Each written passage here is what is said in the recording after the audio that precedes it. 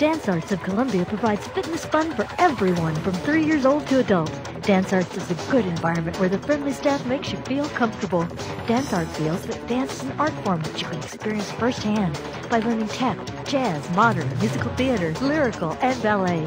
Dance Arts urges you to enjoy a sense of accomplishment while getting fit and having fun. For class information, call 875-1569. Dance Arts of Columbia, serving Columbia since 1979. Good morning and welcome to Radio Friends on Monday, February the 11th. We got two topics today, Habitat for Humanity and MU Children's Hospital. Let's start with Children's Hospital. First of all, we have Michelle Kemp. Welcome to Radio Friends. I think the last time I interviewed you, it was on the television show. That's right, many absolutely. years ago. Yes, it's been a while. You are the coordinator for Children's Miracle Network. Correct. Right? Yes. For Children's Hospital. And this is really a big fundraiser for that hospital. Absolutely. And for children's hospitals around the country. Celebrating 30 years now. Yes, so Children's Miracle Network has been around for 30 years, about 25 years here at MU. So Children's Miracle Network is a national charity, but all of the funds remain local. So any donations to Children's Miracle Network in our community go to MU Children's Hospital. So everything that comes in here locally 100%. Stays right here? Absolutely. No overhead costs, nothing is taken out. 100% of a donation. So you're telling me that if somebody makes a $1 donation, there's no cost that goes to that $1 donation at all? Not at all. It all goes right to the Children's Hospital? Absolutely, directly towards meeting the patient needs. Okay, so the Radio-thon, you don't do a telethon anymore. We don't do a telethon anymore. We are on the radio. So we do a lot of fundraisers throughout the year, but our biggest one is our Radio-thon, which is February 28th and March 1st this year with Zimmer stations. So 4 different stations will be broadcasting from our lobby for those 2 days, asking the community to make gifts. So how much money are you hoping that you're going to raise? Well, you know, we always keep our fingers crossed. Last year was record-breaking for us, and we got $240,000 in pledges in 2 days. So $240,000? Absolutely. Our community is incredibly generous. And we are so grateful for that. Now, are you have the do you have the little canisters in the stores around the area? We do. So we have lots of national partners who have stores here in our communities or businesses, and so they support us throughout the year as well. Canisters. Okay, so when you see a canister in the local store, yes, you put that money in there. It's not going to go anywhere else in the country. It's going to go.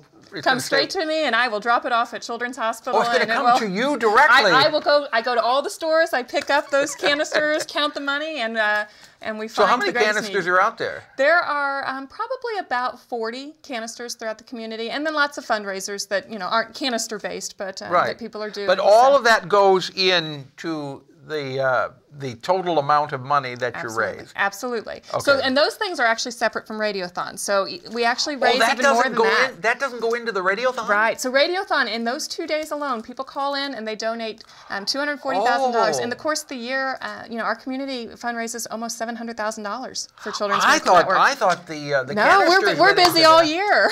Well, that's good. So if people want more information or if people want to donate, either to the Radio-thon or just make a donation to Children's Miracle Network, what can they do?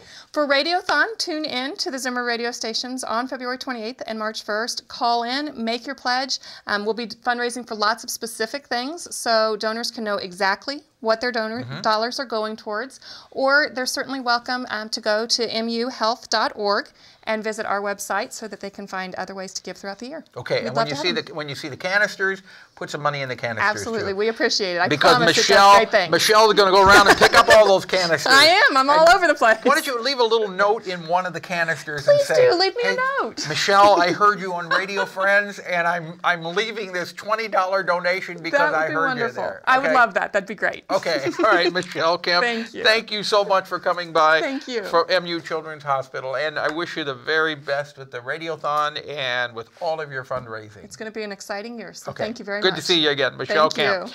Now I turn to my friend Kelly Smith, River City Habitat for Humanity. Jeff City, good to have you here, Kelly. Thanks for having me. And Happy New Year. We haven't seen you since last year. That's right. It's been, time flies. Yeah.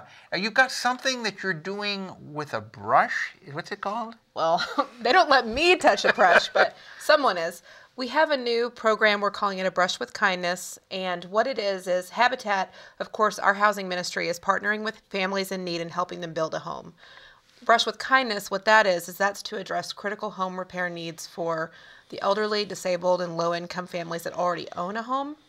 And so we were getting a lot of phone calls from someone who was like an elderly person with a low income who needed their porch repaired. They can't do the work. They don't know what they would need to do that. And so what we would do is we would partner with them, and our volunteers would come rebuild their porch. And then just like with anything with Habitat, it's a hand up, not a handout. So there's a repayment on the material costs. So, if there was lumber, there would be a couple $100s in costs that they would pay back interest-free to Habitat in a way that meets their budget, that they can afford to do it. But then we do the work, so the work gets done and the need gets addressed. There's not a safety issue. How wonderful that is. Well, Is this a new program? We've done 2 projects, so we just kicked it off. That is really very nice. Well, I had thanks. not heard of it before, but I can just imagine there are people out there who realize that they've got to have some repair work done. Right. They don't know where to start, and they say, I can't afford to pay a contractor. Right. Maybe they can afford a couple $100 for the lumber. Or maybe they can't. Maybe they can't afford it all at once. But you will buy the material, right, and then they pay it back on their schedule and when they can afford to pay it back. Right. So the first project we did was a lady had a failing retaining wall.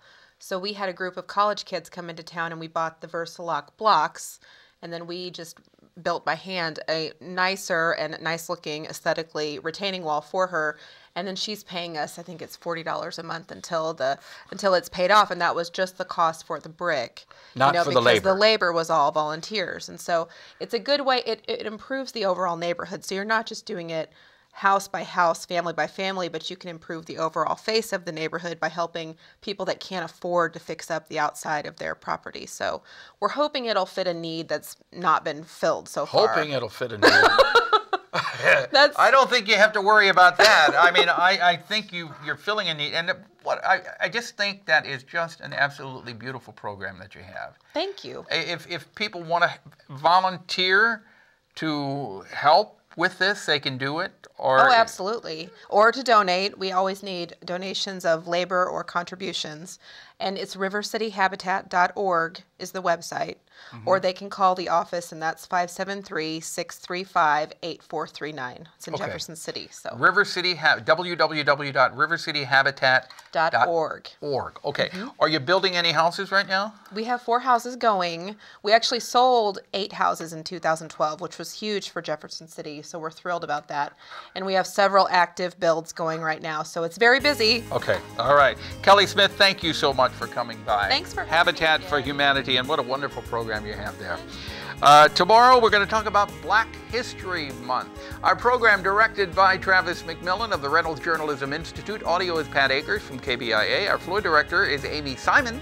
And our assistant producer and guest coordinator, Uncle James Mauser. If you'd like to listen to this program again or watch it, you can sign up for a free vodcast or podcast. Go to kbia.org. We'll see you tomorrow. Bye-bye.